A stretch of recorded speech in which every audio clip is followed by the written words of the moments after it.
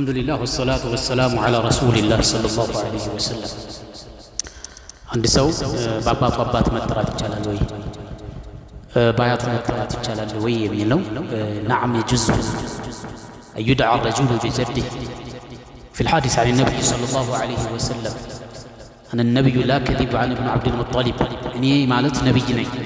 لا كذب من مشت ترطر የሌለበት ጉዳይ ነው ነብይ ነኝ አሉ ነብያችን አለይሂ ሰላቱ ወሰለም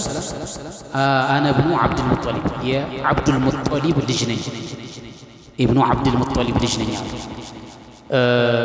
ለምሳሌ አባታቸው ያው አብዱላህ ነው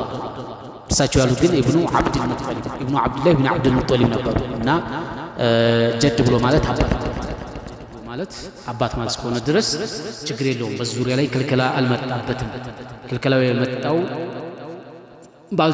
ባልወለዷቸው ሰዎች እና እንዲሁም በማይዛመዱት ሰዎች ላይ ያለውን ነው ሸሪዓችን የከለከለው እንጂ ይሄ ችግር የለውም ከሷሃቦችም ባያቶቻቸው የሚጠሩ በርካታዎች አሉ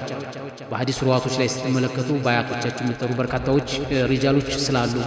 ይሄ ሁሉ በሸሪዓ የተከለከለ ነገር የለም በጀድ በመጠራት ጉዳይ ማለት ነው والله سبحانه وتعالى أعلم